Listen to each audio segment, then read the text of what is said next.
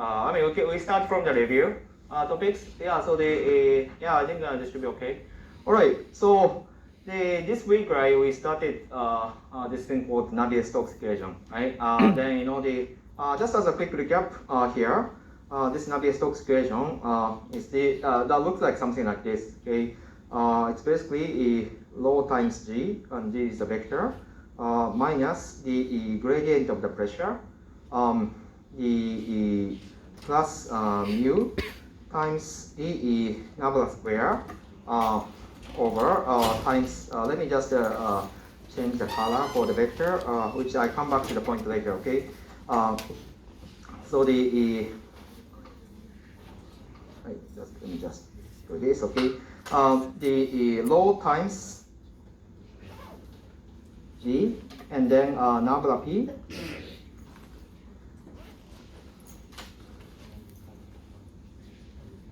Navier p plus mu Navier square b. This one, this is the force acting on it, and then this one equals to ma basically, but m is divided by the volume giving rise to rho, and then this giving you the this is going to be d dt of the v plus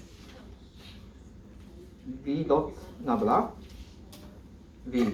Okay, so I just used, in this case I used two color to just make sure which term is a vector. Okay, the term in the red is a vector. Okay, and then this is one of the things we derived yesterday.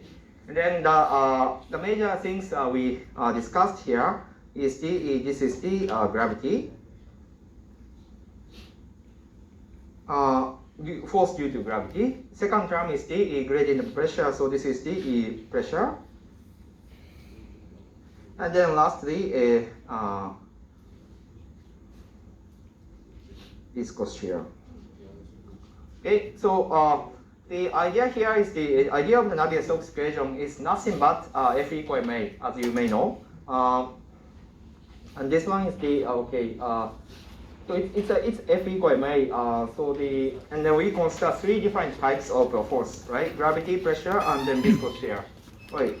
So and then the right hand side here, this is the mass, and then last term here is the acceleration. Okay, so this is nothing but equivalent to the F equal ma. That is the Navier Stokes equation. We also derived one more equation that's called continuity equation.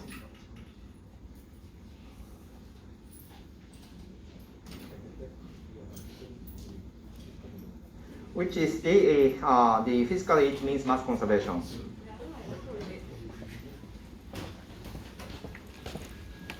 Okay. So this one is basically telling 0 equals to d rho dt plus Navier dot rho times v. Okay, this is the continuity equation, and then this one is the essentially the considering the control volume analysis, and then consider the infinitesimal volume, control volume here. Okay, so Navier Stokes equation I just put here. This is the Newton's second law.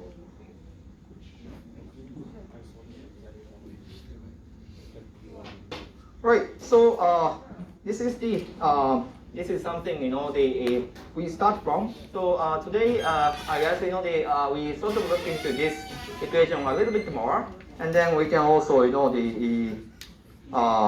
I guess the analyze and then apply this for the specific circumstances. Okay.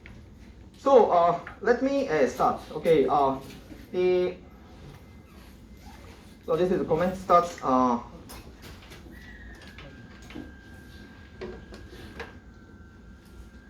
First one is let's say characteristics of each equation. Hey, so maybe I can pull this a little bit. Okay, so Navier Stokes equation as this as this show, right? Okay, I wrote explicitly that each of the term has a vector term. right? What I wrote in the red is a vector, right? So this one is a vector equation. On the other hand, continuity equation here is the first term is the d rho dt, right? Rho is not the vector, so the first term is also scalar. And then second term is the dot product of two vectors, right? Dot product of two vectors is a scalar. So this one is overall, this is a scalar equation, right? So we need to, it is very important to pay attention to this kind of stuff because one of the things I tried to finish up yesterday, right? Trying to say is in fact, this Navier-Stokes equation, although it seems it looks like one equation, in fact, you can see three equations here, right? You should see the three equations behind, which is the three components in the I direction, J direction, and K direction. Okay, so let's say for Navier-Stokes equation, okay, now we can look at what does each vector look like, right? Okay, so this G, okay, let's say G is the one of the first vector. In general, this G has the different components. It's a gravitational acceleration field. So just to be very generic, okay, let's just say this G may have three different components: Gx, Gy, and Gz. Which actually, this gravitational field can be pointing to the different directions, right? So this is the G gravity, right? By the way, for those just arrived, I just I'm just talking about the new things. But the first part is we just go over the equation we learned yesterday. So this gravitational acceleration field can point out the different fields. Or alternatively, we can also say this is the Gx in the I direction, Gy in the K direction, and then Gz can, Gy in the J direction, and then Gz goes the K direction. Okay, so this is the one of the vector. Okay, in the Navier-Stokes equation. For the second part is this is nabla. And then this one is really, by now it's quite familiar. It's a ddx, ddy, ddz, which is nothing but I of the ddx plus j of the ddy plus k of ddz. Okay, so they're basically taking the gradient in each of the three directions. The next one is the v, velocity. Okay, this one is not, this is quite, by now you are familiar. This is nothing but u, v, w. Okay, by component form, this is a u, v, w. And then if I write it in the equation, it should be u of the I plus v of the j plus w of the ek. Right, so this is, I hope this is all right? On the other hand, we also need to have a different operator. Okay, let me just come here. So for the other operator here, let's say scalar operator. So something that might be familiar is this nabla square, right? This nabla square is one of the scalar operator that we didn't see previously. But this nabla square, okay, I intentionally remove this hat because when you take a square of the vector, right? Usually they are no longer vector. So but by right, this nabla square is the nabla dot nabla. Okay, right. So this is nabla dot nabla. So in fact, based on the definition that you see here. Based on the definition that you see here for the second nabla, nabla square can be easily defined by the dot product of itself. Right? So when you define dot product, you are multiplying each component and add them up together, right? So this nabla square is the d square dx square plus d square dy square plus d square dz square. This is the meaning of the nabla dot. And then really please note, important part is now we take a dot product of the same vector, right? So the dot product by right, it's a scalar, okay? It's a scalar product. Any questions for this? Right, so then one other, the vector operator here is something b dot nabla. B dot nabla, we saw it already, but let me just recap.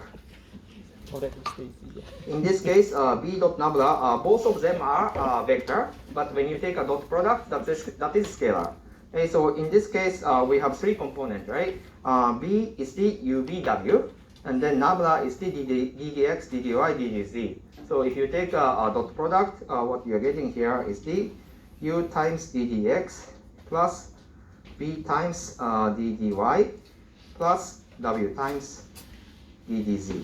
Okay, and then again, okay, if you look at this, right, this is the you are just adding up the some scalar quantity, right? I mean, this is no longer vector. So please, pay attention. It's a bit subtle when you see at the first glance, right? But if you take this Navier-Stokes equation, I don't know how clear it is on the paper on the screen, but I wrote the term that is vector in red. Okay, what I wrote in the red is a vector. Okay, the rest of the part is the scalar. Okay, so just try to see that distinction. Okay, so now given this, right? Given this, okay, now okay, let's say Navier-Stokes equation is the star, and then continuity equation is a star star. Okay, so this star can be decomposed into the three different directions.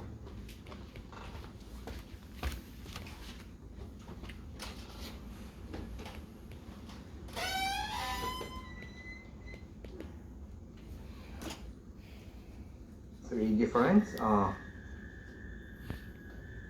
directions, which is the x, y, z, or ijk.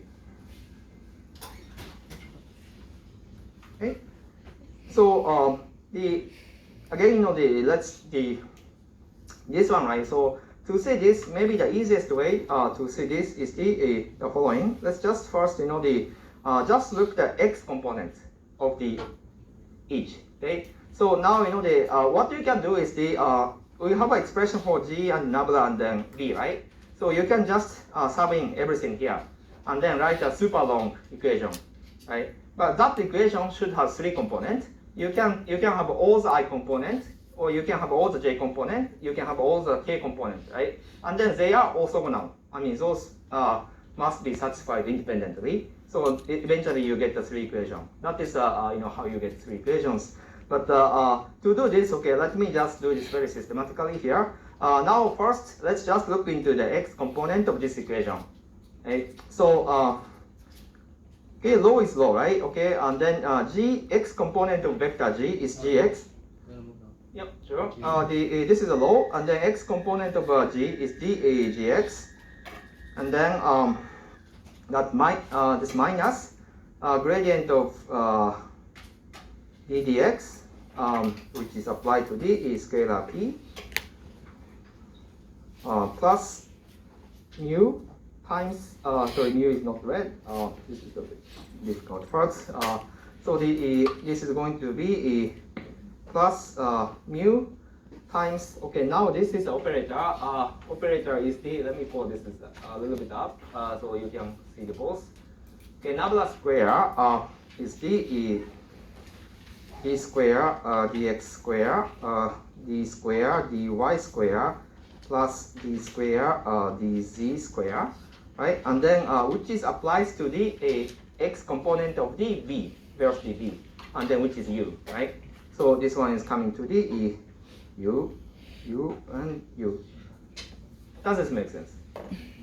How I get this left hand side, and then this must be equal to the right hand side. Okay, rho is rho, okay, and then the first term is the dv dt. dv dt, we look at the x component, so du dt, right? Du dt. and then plus, okay, b dot nabla, this one is a scalar, so you should always have this, which is the u times d dx plus b times d dy plus w times d dez. And then this operator is applying to the v, velocity vector v, but now we are looking at the x component, which is u. Okay, so this is coming to the applying to the u. So this is the expanded expression. This is the expanded expression for the x component. Do you have any questions for this?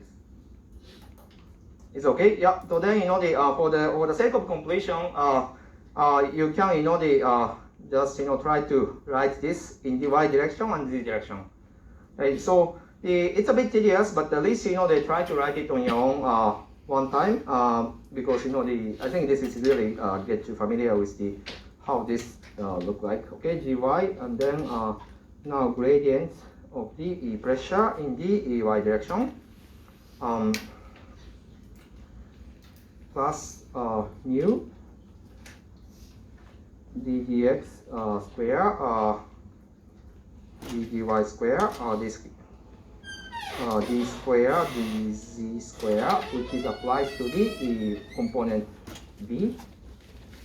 This is the left hand side, and then right hand side is the same thing, d dt, which is applies to the v, velocity vector v, y component of the velocity vector v, then u d dx b of the d dy plus w of the dz, which applies to the y component of the velocity vector v. Okay? So this is the second equation. If you look at this equation, right, what I wrote for the black is all the same, right? The only difference is the component, whether this is the x component of the vector, y component of the vector, or z component of the vector. Lastly, this is the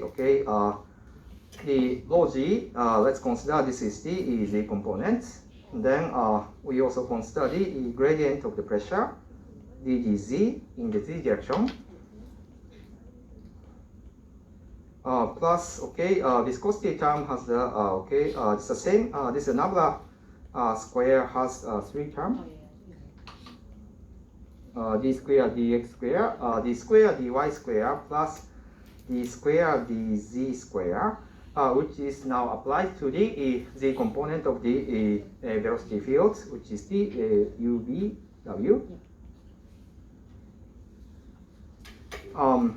This one equals to rho times rho ddt for the w plus u ddx plus v ddy plus w dz, and then now this b dot nabla operator is applying to the component w. Okay, so I try to do this red and maybe I can use different color next time. But anyway, is a red and blue black clear from your view? Okay, if it's clear, then I hope I think this explains how I get this these three equations. Okay, so I said yesterday, if you use your eyes in your heart, right, you can actually see three equations. But there's no magic, no secret. I mean, you don't need those superpower to see these three equations. All right. Any questions for this? Okay. So if you look at this, right? Okay. For example, this is exactly what you should have. Okay. The right hand side and the left hand side is flipped here, but on the three equations that you see in the slides, Cartesian coordinate. Okay, this three set of equation is exactly what I wrote here. Okay, so that is the something about one comment about the Navier-Stokes equation. You can see three equations there. Similarly, right? Continuity equation. Okay, so this continuity equation is relatively okay because this is super simple.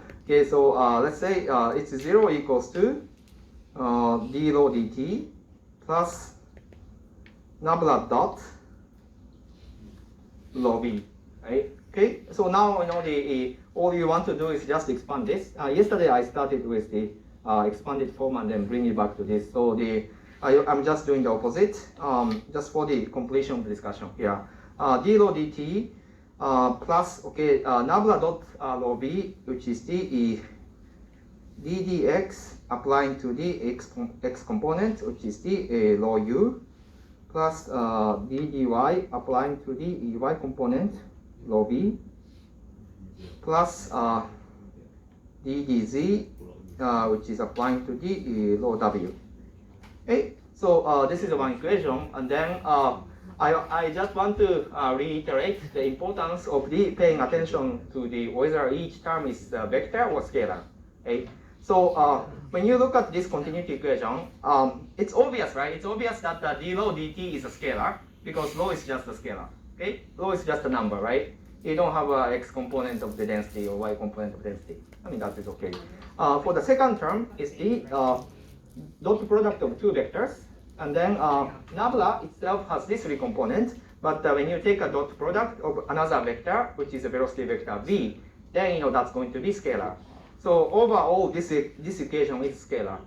So if you notice this, I never use this, the red color here, right? It means the vector is not involved in a sense, right? Dot product is already scalar, so I didn't put it in the red. So that is the another equation. I mean, based on the continuity equation.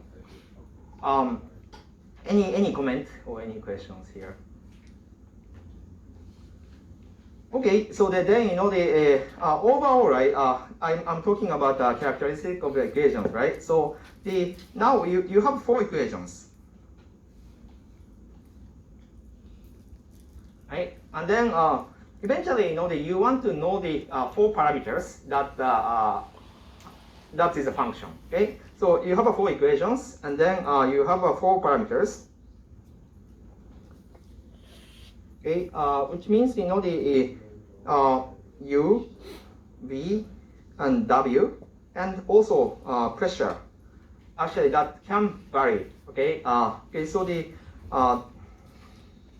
to know. So this is when you look at the sort of it goes back to the mass in the differential equation. Do you remember there is an expression called those differential equations are well posed or not? Okay?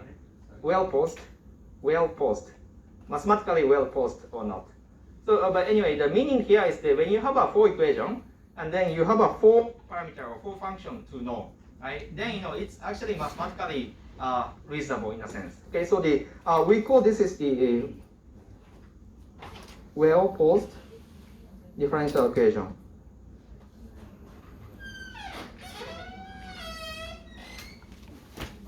Okay. However, in reality, right, having the exact answer to this question, it is actually difficult. Okay. But if, for example, if it's a simple ODE, ordinary differential equations, when you have two ODEs, two set of ODEs, right, and then you want to know for example, f1 and f2, both of which may depend on the different parameters. But if you have a two function to know, then that should be usually you can find the answers. Okay, but in this case, unfortunately, for the reason I come back later, this is the nonlinear partial differential equations, and then having the exact answer is not obvious. It is actually there is an exact answer for some very simple flows, but for the difficult flows, for the more complex type of flows, you cannot have an exact function for that. Okay, so the 2 point I want to make here is we call this the second order partial differential equation.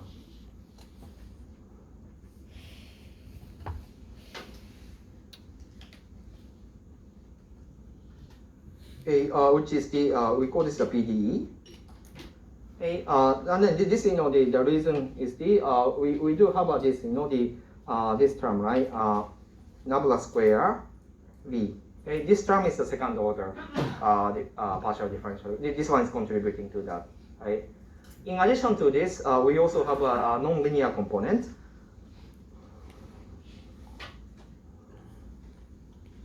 Non-linear differential equation, which is the what I refer here is the B dot nabla applied to the EB. Right. So this is the essentially there is the product of a B and then B prime. Right. So this is quite messy in a sense, right? This equation is really messy. But this is just the characteristics of differential equations. Okay, so the point here is this set of equation.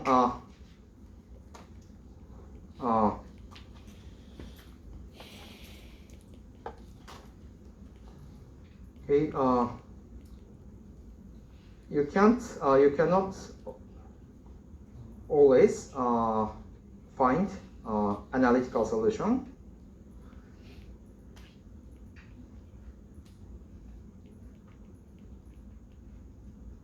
for this PDE, and then this was also the case, in many PDE, right? For the partial differential equations, if you go back to the mathematics, I think there are cases that you cannot always find it. But under the certain, very simple geometry of the flow, that you can still use this. For example, the create flow that we discussed yesterday. I said, we are going to solve the create flow. For such a cases, this PDE can be exactly solvable. Okay. So these are a bit of the comment here. That's any question or any comment for this up to here. Right, so let me actually continue. I come back with the more specific picture or even movies later. So since this is the differential equation, right? What is the when you solve differential equations, you usually have something, some mathematical condition to specify your answer. Maybe this is a very abstract way to say it, but do you remember, the boundary condition? Boundary condition is basically that gives some mathematical constraint to give you that allows you to solve the differential equation. Okay, so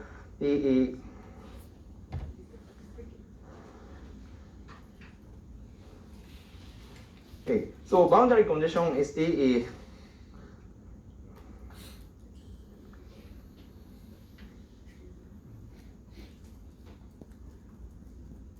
some mathematical condition that give extra information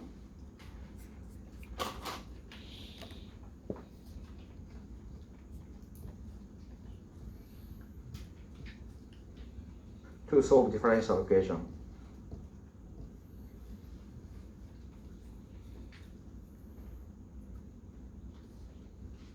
Okay, so that is generally called the boundary equation. So in fact, you have already seen some boundary condition, right? That is something called the no-split condition. Remember, this is the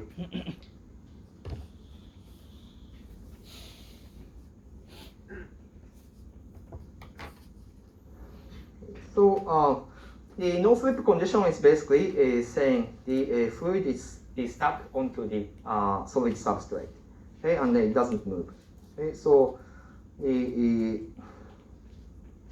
this guy, right? This is some fluid, okay, particle here. The fluid particle here. There is no flow along the surface, and then there is no flow across the surface either. Okay, so let me just do the cross.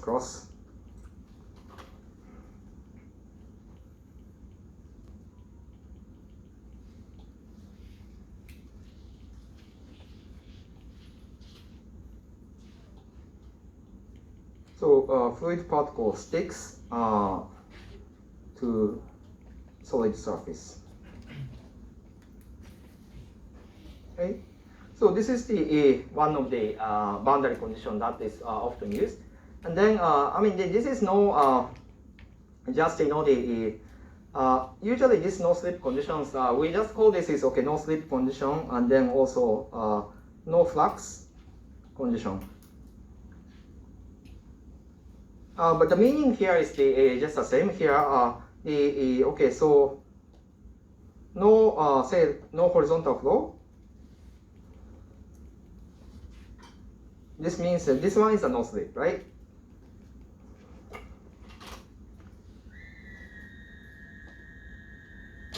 And then you can also guess there is no, if there is a wall, right? If there is a wall, things cannot flow in, right? Of course, flow in or out, right? So there is also no vertical flow, right? So the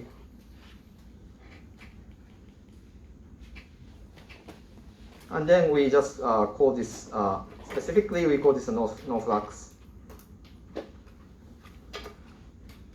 But anyway, yeah, these things can be, these things can be, one of the important conditions. Usually, right, when we give you, or the program gives you some particular conditions of the flow, and then when you see the solid surface, okay, flow is either moving along with the solid surface or just stationary. If the solid surface itself is the stationary, okay, so that's the that's some mathematical conditions that you want to identify and use to solve it, to solve the differential equations. Okay. This one is still abstract, but any questions for this? Right. So then let's take one more step. Another another assumption, another boundary condition that we often use here is the if you remember from the week one, we briefly talk about something called the continuum assumption. Right? So a continuum assumption basically says the physical property is continuous within the the everywhere, right? So the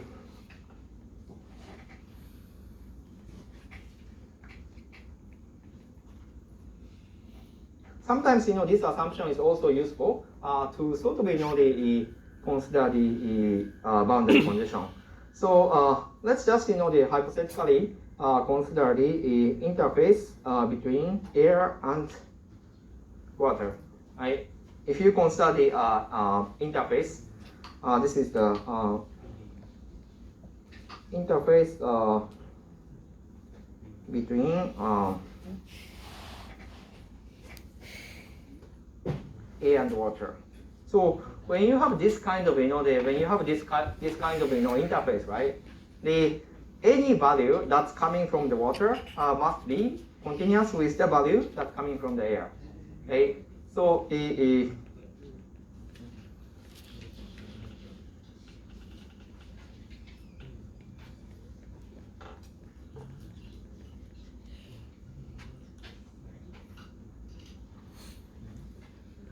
so at the interface, the physical property such as velocity or shear stress, or perhaps velocity and shear stress is good. Okay, so the something the at the interface physical properties such as the velocity and then shear stress must be continuous.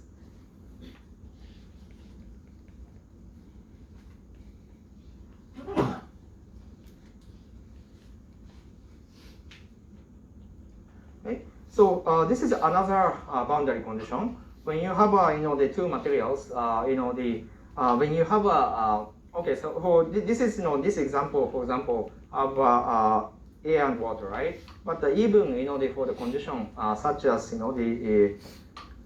let's say for example if I have I just an oil here, okay?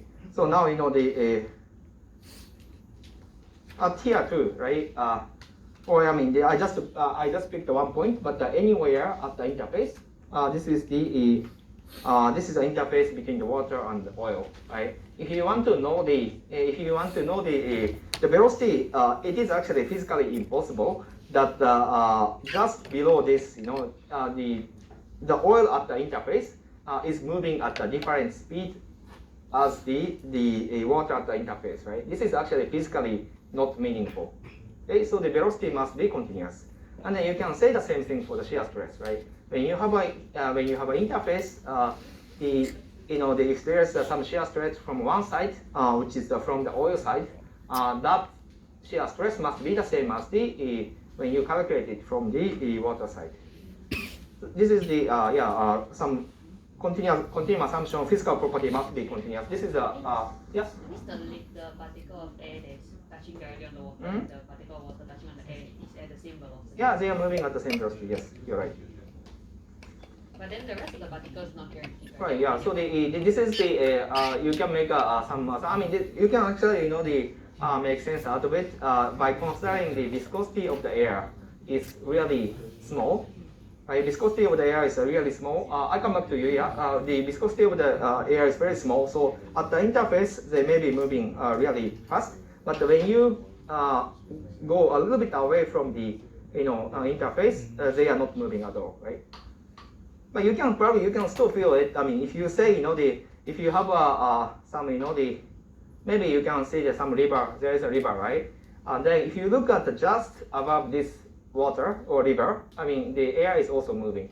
But if you just go maybe 1 millimeter or something, I mean you can imagine at the molecular scale, right? For example, maybe 1 molecules of the nitrogen or oxygen just above the water, right? They may be moving at the same speed. But if you go away a little bit away from, speed is quickly decaying, and then air is no longer moving near the interface. So that is for example, what happens air and water. Alternatively, between fluid and fluid, right? Both of them we should have really some value of the viscosity. In this case, yes, both of them should have same speed at the interface. This is also one of the conditions that we must have. Yes. Yeah, but yes.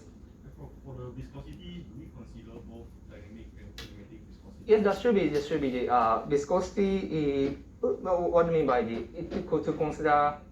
Because you only wrote kinematic viscosity, right? Yeah. No, this physical property is not the viscosity. This is the velocity. This is the V, right? Oh, okay. So physical property, this is the velocity or shear stress. This is the let's say you can say, or it can be U or anything. But what I'm saying here is in fact, the viscosity is discontinuous, right?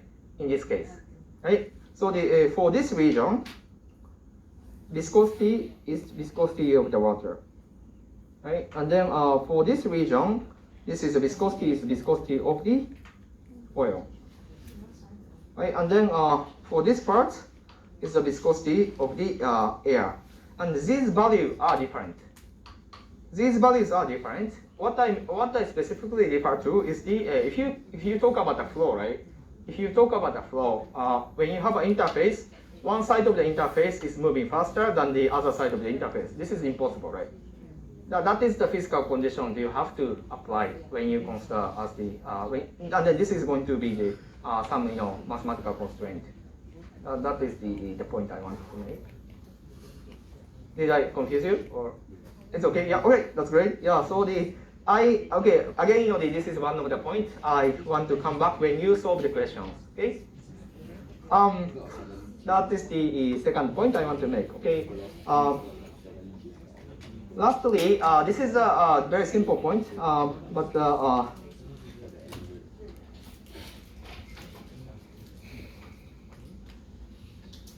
Navier-Stokes equation.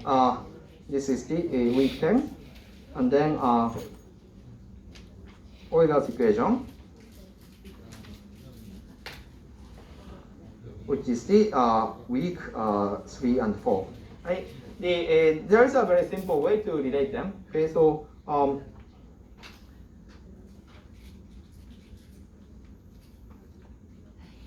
Navier-Stokes equation, as we said yesterday, this is the F has the rho g minus gradient of P plus the mu nabla square velocity V equals to okay, let's say rho times A. Right? A I can write it, but at this point it doesn't matter for discussion.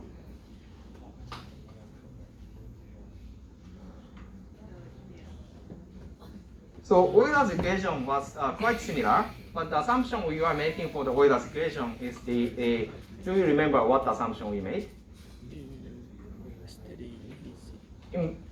Something about the viscous force, right? I mean, we ignored in the earlier, right? At the time of the week 3 and 4, we just say, okay, let's ignore the implicit, which means the viscous force, viscosity is nearly 0, right? So you just make this this term, right? This is the viscous term here. Just ignore this term. Okay, so this is going to be rho g minus nabla p equals to rho times acceleration. Right? This one is the Euler's equation. So if you just compare, right, these two equations, the only difference here is the presence or absence of the viscous term. That is the only difference between these two equations. So that is the my last comment before.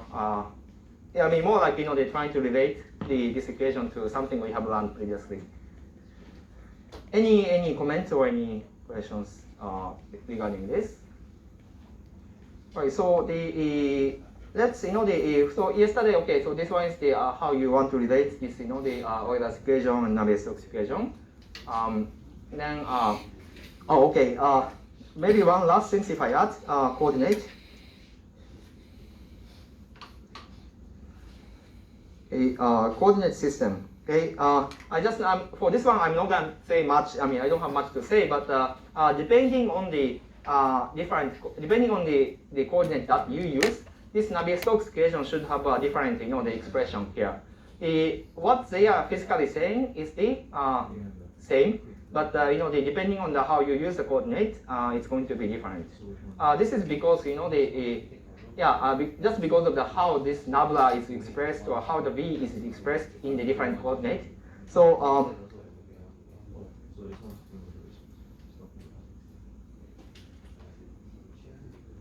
so Cartesian coordinate is the most typical one. So my suggestion here is let's become first let's become familiar with Cartesian coordinate and be a good friend with this Navier-Stokes equation. And after a while, you can do this. We are going to encounter some cases of the cylindrical coordinate.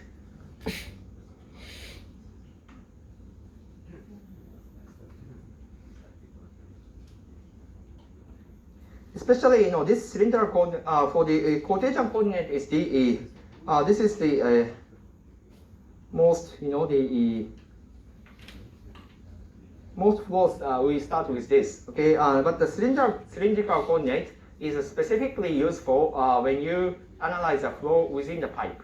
Right? So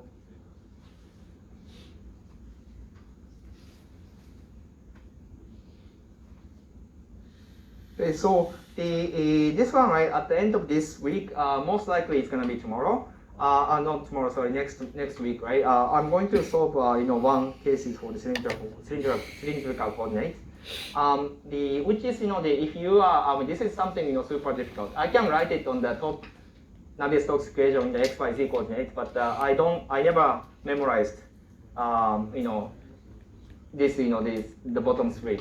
Although when I see it, okay, I can probably okay, oh, this has long time no see, but this is the not something that you are supposed to memorize or anything. Just for the good news, by the way, this information, this 6 equation is on the front page of your final exam. So that you don't even need to write this equation on your cheat sheet. Okay, but nevertheless, whenever I think important thing is how you want to use it. Yeah, to learn how to want to use it. Yeah, so but anyway, my comment here is depending on the type of questions, you may want to use the different coordinate system, which is either the Cartesian coordinate or cylindrical coordinate. All right, any comments, any questions for this? Okay, then let's a few other comments here. Okay, for the viscous flow, this is for mostly something I have discussed already. For the viscous flow, okay, Navier-Stokes equation is the the top one is the Navier-Stokes equation. And the second equation is the continuity equation with the incompressible fluid assumption here. This is mathematically well posed, but the solution cannot be always found, right? And then we also talk about the meaning of each term, which is exactly we talk about. This is the something we started here. For the force, you have three components. And then the other side is F equal ma essentially. For the F, you consider three different forces, and then M is now described by the power volume, but this part is the mass, and then this part is the last part is acceleration. So it is if you just see it, it looks a bit complicated, but if you go where it is coming from, right? I think maybe by next week you can write it without looking at anything. I mean, I'm pretty sure you guys are good. So that is so try to understand the meaning of each term, right? Okay, and then they also have a non-linear characteristic. Let me try to see if this is possible to. Okay.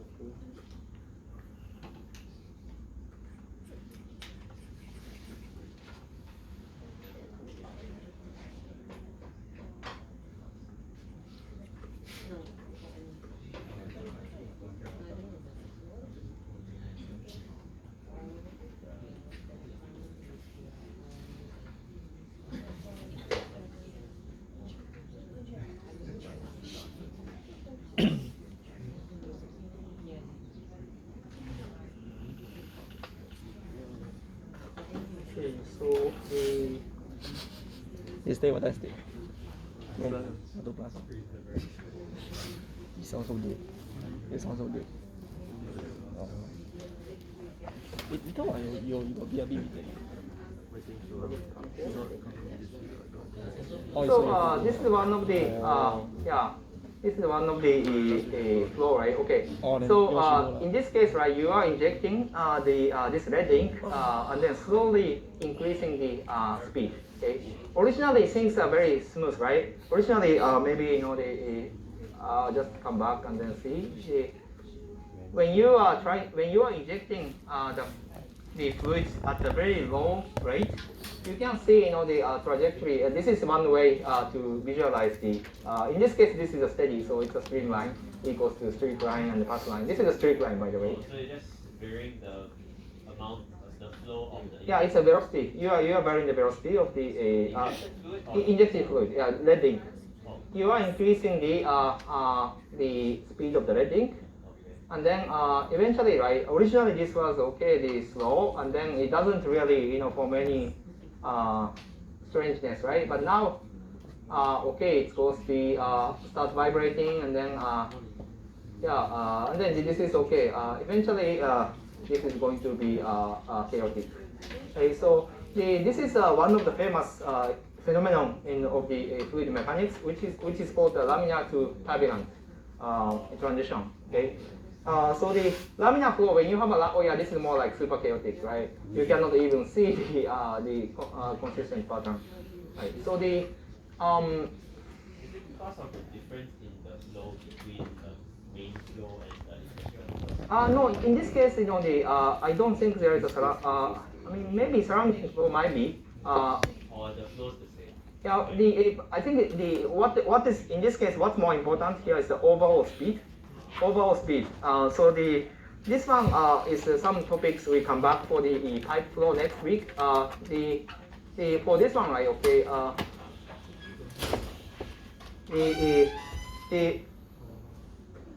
For the pipe flow next week. So the idea is for this kind of a type of flow is characterized by the Reynolds number. Okay. So Reynolds number is briefly we saw it. This is the ratio of two forces, right? One is called the viscous force, another one is the inertial force. And then when viscous force, which is the frictional force, is the large, which means the low Reynolds number regime. Those the friction is high, right? And then the flow tend to go very smooth. However, when you start increasing the inertial force, this is going to be the flow is going to be more the chaotic because if you look at this, okay. when it means right, when you have a high mass or by higher inertial flow, which means left hand side, which is the v dot nabla v term. This is a nonlinear term is going to be dominating. So that is going to affect the how flow can occurs. Okay, so that's one of the things that that we may pay attention here. For the second one is the I think this is a faucet. Let me just take here.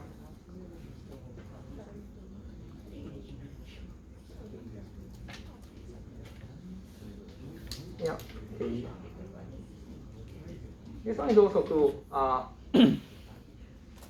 cases. Okay. This is also laminar to turbulent transition. You can do this expression, right? This is a bit old style faucet, but when you opened it, right, and then if the flow is very low, flow is very smooth. This is like this is in the previous example, you just rotate things in 90 degrees, right? But as you increase the flow, right, this is no longer smooth. You can see some variation of the flow speed, right? And this is the one of the transition from the laminar to chaotic, right? Even more, right? So so this is the one example, one experiment you can even do in the fluid mechanics at home. Right? Lastly, okay, this is it's sort of a point. But on the other hand, if you look at the microfluidics, right, we have been looking at the microfluidic device. Usually, when we look at the microfluidic devices, we don't need to care about the turbulent flow, because by right, microfluidic devices, the length scale is small, which means if you remember how Reynolds number look like. Reynolds number on the numerator has the L length. Right? When you have a small length, then usually that means the characteristic of flow is more laminar. That is one of the things you can say. Anyway, this is about the viscous flow. You have some transition from laminar to turbulent. In addition, okay, this is the second order PDE. And then we may have to care about the viscosity. No slip condition, no flux condition, as I said here. Okay, importance of the viscous term. This is just this comment just refers to this is the viscous term here, which is when you have a higher viscosity, this term is going to dominate, right?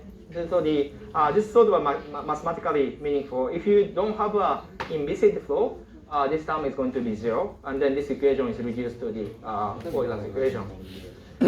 Right. Then last part is okay. Oh yeah, this is nice. In fact, if you are interested, just go to this web page. This web page is asking about finding the general solution of the Navier-Stokes equation. Okay. So this is in fact finding the general solution for the Navier-Stokes equation is some of the unsolved mathematical problem. And if you solve this, I think you get $1 million or something. This is one of the long-standing difficult mathematical problem which is not solved yet. So if you ever interested, go there, solve it, and get money. Yeah, so that's a very interesting part. Hey. Your step calculator. So that's all here. And then, okay, great. One other thing here is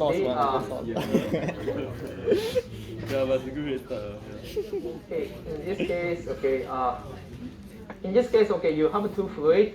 This is trying to show the no slip and no flux, meaning there's at the bottom boundaries. Yeah, you can say the fluid is going to Oh shit, that's cool. Especially the bottom one is a solid boundary. Okay, the bottom one is a solid boundary, and then there is obviously no flow in between, right? And then it's sort of stuck there. So this is although this no slip condition is empirical phenomenon, this is actually very reasonable to make this assumption. Yep. Alright, that is the.